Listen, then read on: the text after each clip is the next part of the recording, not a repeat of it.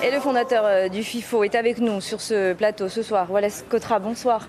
Merci d'être avec nous. Alors, dites-nous comment est-ce que vous vous sentez 15 ans après avoir eu cette idée. Vous pensiez, honnêtement, est-ce que vous pensez qu'elle allait faire autant de chemin, vous qui craigniez à l'époque que l'Océanie ne disparaisse avec l'arrivée de tout un bouquet de chênes?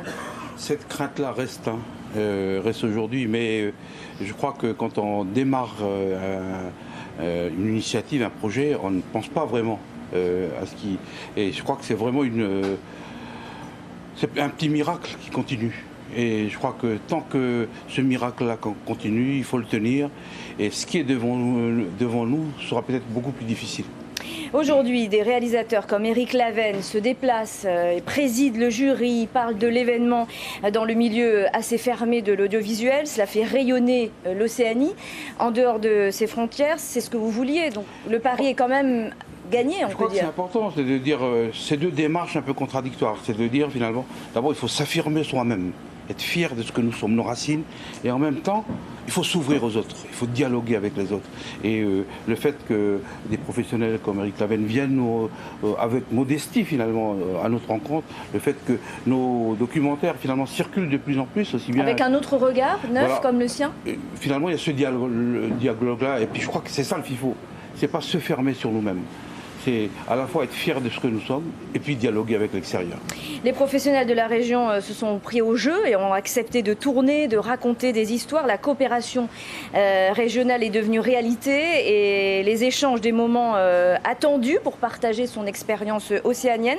Pour certains, en revanche, le FIFO est violent et revendique. Qu'est-ce que vous leur répondez ? Il y a tout ça, c'est la vie.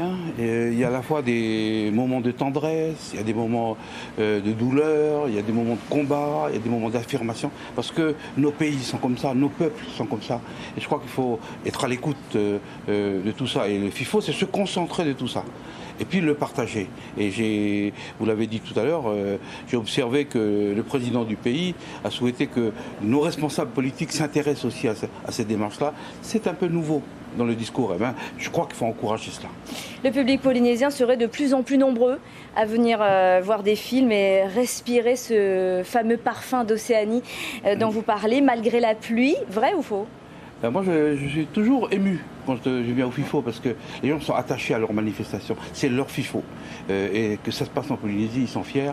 Et je trouve que, je le disais ce matin, les organisateurs me disent que sur ce FIFO-là, il y a déjà 8000 scolaires qui sont inscrits. Alors il y a le public, les salles sont pleines, etc. Mais ça, c'est important. Ça veut dire que l'Océanie, qui est notre passé, va devenir aussi notre avenir. Et les jeunes vont continuer le combat. Et je disais que ça va être beaucoup plus difficile demain. Aujourd'hui, ce sont les chaînes de télévision. Demain, c'est des énormes acteurs qui arrivent avec Internet, etc. Il faut qu'on soit dedans également. Mais le plus important, c'est de dire, dans tout ça, qu'est-ce qu'on transporte avec nous? Quels sont les contenus? Et ça, le FIFO doit se battre pour cela. Merci Wallace Cotra d'avoir accepté notre invitation ce soir.